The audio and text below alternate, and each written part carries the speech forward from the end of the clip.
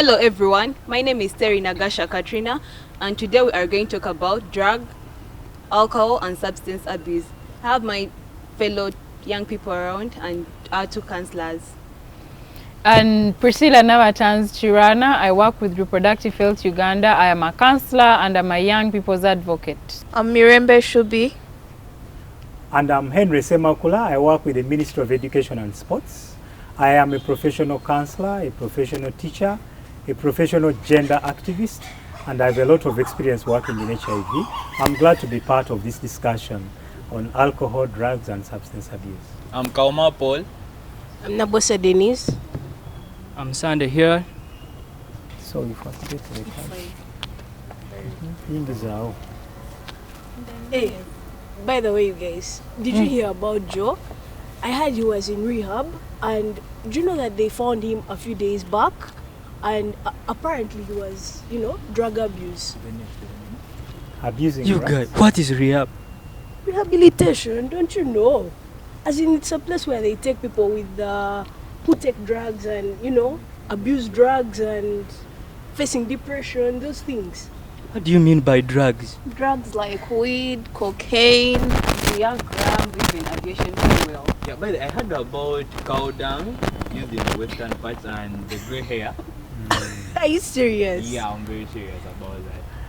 And many times young people think it's a joke, but indeed dung has been found to be one of the materials used to manufacture drugs, as well as grey hair. And I want to caution my fellow old people out there, just seriously safeguard your grey hair, because these young people may still need to use it as a material for making drugs.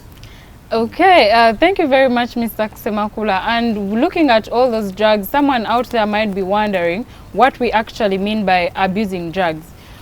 We look at that as excessive use or consumption or taking of different drugs, as some of them have been mentioned.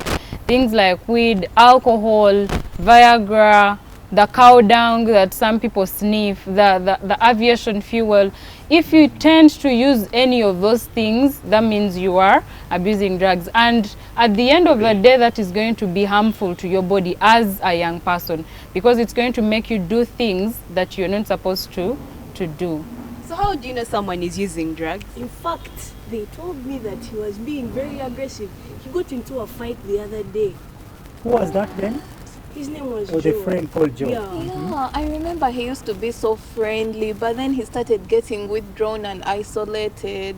You guys, do you remember that Joe used to dislike the guys who urinate like on the roadside? Last week I found him by the roadside, seriously urinating. So I was asking myself what really happened. Actually, me, last time I went to their place, and the place was very dirty. He couldn't even go for shower. I think that is the reason why.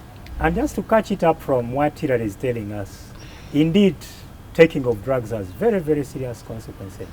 He mentions poor hygiene at the place where Joe was staying, is that right? Yeah. But again, the poor hygiene may not only be in the home, but also on the individual. I'm suspecting that friend of yours must have even stopped cleaning up, washing his body, washing his clothes, and possibly he himself had to develop a kind of smell that was not friendly to everybody. So it is true, when you take these drugs, you are risking into a very dangerous area. The counselor earlier told us that these drugs actually have different categories. And of course, depending on the type of drug you are taking, the effect is also likely to match with the drug. There are drugs, for example, that she mentioned as being called the hallucinators or hallucinations. The effect on you is that you even begin seeing things that are not there. You hear people chasing you, you hear people making an alarm against you, you take off and run as if a vehicle is chasing you, and so on and so forth. And then we also have the depressant drugs, where we see people using alcohol thinking that it is going to sort out some of the problems they have. And also the other one would be the ones that stimulate people to do things they also do not wish to do. Things like cocaine can stimulate someone. They make them feel that they have the energy, or they have all the energy in the world to actually fight off everyone. And as young people, it is very, very important that we don't engage into abusing drugs. And Councillor Priscilla, we often have young people who may want to, for example, go out and sing, or go out and dance, or go even out on and parties, even we've on seen parties. people take alcohol because they think it's going to give them the boldness to actually move out and dance. So I was actually looking for the word boldness. So some of them want to engage in those activities, but they are shy. And so there's that big assumption that when you actually go and sip a bit of booze, a bit of cocaine, you are up there and the shyness has gone. You see some of our celebrity singers here, before they get on stage, they have to really put on something that will make them forget that they are seeing a big audience. And so that one enables them to quickly perform. The last bit before we dive into something else is examples of heroin that is also abused, and at the end of the day, we have seen some people use it as painkillers. Someone has pain somewhere and they think if they take this particular drug, it's actually going to take away all the pain they have, which is actually not true. But just to add a little on Councillor Priscilla's observation, yes, there are some drugs that are medically prescribed to kill pain. But if it is medically prescribed, like part of cocaine could be medically prescribed. Yes. Maybe when you use in the prescribed amounts, then you are not abusing. But when you begin using for the sake of, without medical prescription, that is where the abuse now starts. But I'm really confused because I've known Joe for a very, very long time. I don't know what could have caused him to take part in, you know, such substances. Like, he didn't seem like the kind of person to do ecstasy. I'm not getting it. Like, why? What caused it? I think we can now hear from colleagues here. We can hear from Paul what he thinks could be the cause of. I think actually I've ever had that, the parental neglect. Like I think Joe, remember last time Joe was telling us that he never knew what time the parents used to leave and what time they used to come in. I think that could be one of the causes, because I don't think they even good time for like to hear his side. So Joe's parents were never at home. Yes. He never got time to talk to He doesn't know the him. time when they are in and when they are out. Like he never sees them. He sees them And like so once a they week. also never got time to understand his habits and to possibly caution him. We see and warn some him. parental neglect or family neglect of Joe around here as one of the key causes, and that is very important for us to note as parents and young people out there. Given too much freedom. His parents used to give him too much freedom. He was like everywhere. And I think that is Everywhere. also very common for parents today. They think the people they leave at home, the aunties and the maids, will take care of the children. At the same time, they want them to do the house chores. And then they assume that everything is taken care of, which is actually not true. So we need to have some time with our children, and we do not have to give them a lot of freedom. Do what you want.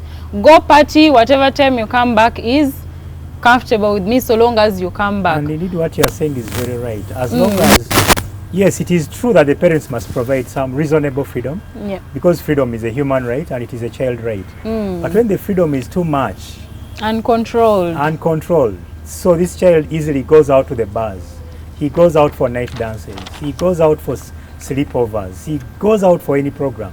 You just never know what happens next. I also heard these days you can easily access the drugs. Like I once heard Joe and his friends talking about it. They could easily get them. I think we've also seen that in our different communities, almost within the neighborhood, there is a shop that sells alcohol, different types of alcohol and some of these drugs. And maybe if you also move around, take an example of the supermarkets, the malls, beer and other drugs are sold all over. So I think young people are very much exposed And what is even more to these disturbing, drugs, and they Priscilla, can easily get and them. our young people, is that despite the availability of these different drugs and alcohols, they are also in different packages that seem to be affordable to many of the young people. And enticing. You find a sachet of 200, a sachet of 500, a small bottle of 1,000. These are things that young people can also I think afford. also it is also bad peer pressure, because days before I saw him, he had started engaging in those such bad groups, those defense groups. I think that is the reason why he That is the reason I.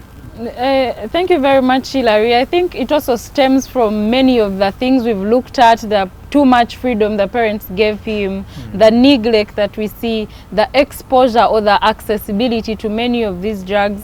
And at the end of the day, he has all those things at his exposure. I think that is why it was also very easy for him to actually be taken up by the Chifesi group, which we see that they are a terrible group and a very disturbing group in community. Yeah, but you also need to mention that peers are not always bad, because I know all of us around here know that peer groups can be good. Yes. If you have good intentions, you want to start a soccer team, you want to start a dancing club, you want to start a musical group, you want to start even an academic or discussion group, such peer groups are very good. But when you begin engaging in groups in which you don't understand the intention, then I want to appeal to all of you young people to really be mindful of what you're likely to encounter in there. I was asking myself, could be the consequences of, seriously, like that Joe passed through. I really don't know about them. You know, a few days back, before they told me about his scenario, he told me he wanted to drop out of school. Sure. And he did. He dropped out of school. I asked him why, and he's like, he's not feeling it anymore. So I think really this drug problem was a big problem. Which class was he? He was in S5. Imagine dropping out of S5 When you're when almost the ambitions are really high, you've chosen a combination, you are targeting becoming this doctor, you want to become this pilot, and all of a sudden drugs are diverting you from fulfilling your dream. I think that is also very important for the people viewing us here today, that if you think you're going to use drugs and stay in school with the rest of the people who are not doing what you're doing, that is wrong. It is of course wrong, but school also administration, yes, it is very unacceptable in a school environment. They will of course bounce you from school and at the end of the day, you are the people we shall see out in the community as uneducated and referred to as dropouts. But even before the dropout really occurs, if you are the drug abuser in the school, then it is also certain that you are the routine offensive person. It is the same you who wakes up late, it is the same you who dodges classes, the same you who doesn't put on uniform properly. So young people here and those viewing us, please make sure you don't temper, because you begin small, but then it comes around with many other dangerous consequences. Okay, so since it's not cool to take drugs, how can we prevent ourselves and even our other young people watching us and everyone from prevent ourselves from taking drugs? I think we are going to look at that in our next session. Thank you very much for that question. We shall begin it from there.